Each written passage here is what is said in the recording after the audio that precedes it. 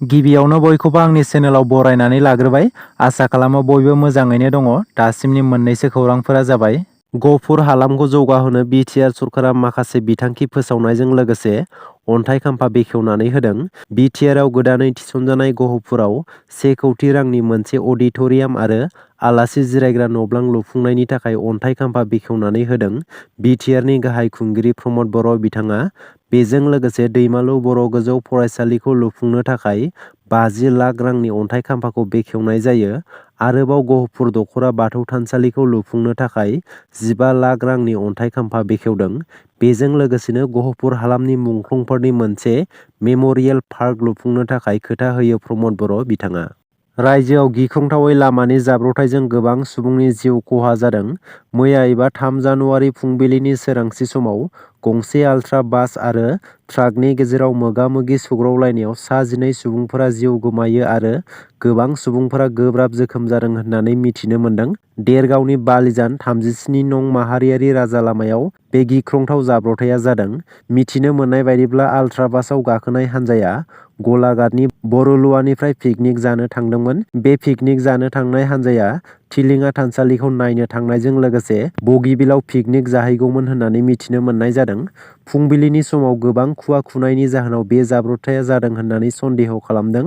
बे बासआव सा 40निबो बांसिन दावबायारिफोरा दङमोन। बे गिख्रंथाव जाब्रबथायाव जिउ गोमानायफोरनि गेजेराव उन्दै गथ'साफोर आरो आइजोफोरबो दङमोन। गाहाय मन्त्रि नरेन्द्र मदिआ बे गिख्रंथाव जाब्रबथायखौ गोथौ दुखु मोननाय फोरमायनायजों लोगोसे जिउ गोमानाय नखरनो 2 लाख रां आरो जोखोम जानाय नखरनो 50,000 रां अनसुंथाइ होनो फोसावदों।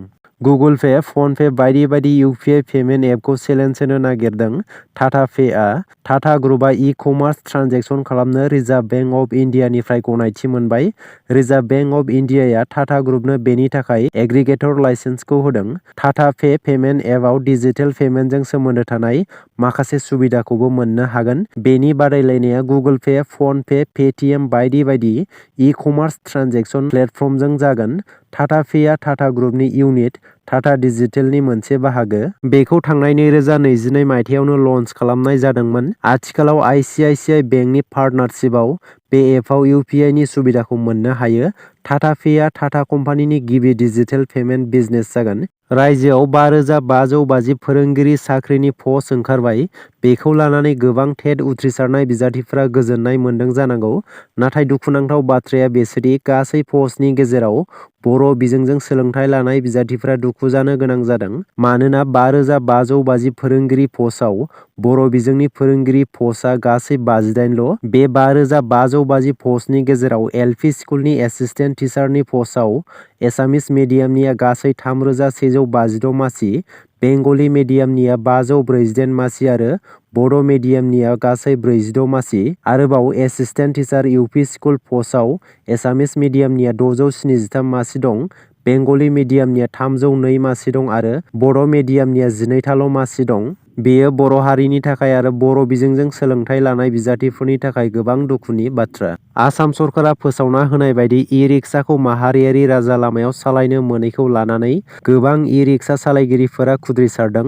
आसाम सरकारनि बेबादि आयेन फोसावना होनायाव गोबां इ-रिक्सा सालायगिरिफोरा जेंनायाव गोग्लैनो गोनां जादों। गोबां इ-रिक्सा सालायगिरिफोरा इ-रिक्साखौ डाउन पेमेन्ट होनानै लाबोदों आरो बेजोंनो रां खामायनानै इएमआइ हरनायजों लोगोसे नखर खुंनायनि सिमां सुजुदोंमोन।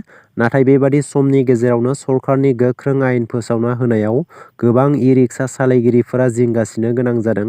थिग बिब्दिनो क'क्राझार जिल्लानि सिङाव थानाय सेरफांगुरि नेपालपारा गेवलां गेलेग्रा फोथाराव सेरफांगुरि इ-रिक्सा सालायगिरि आफादा सोरखारनि थिनानै होनाय नेमखौ बोखारनानै लाफिननांगौनि थाखाय गोख्रोङै सोमावसारदों।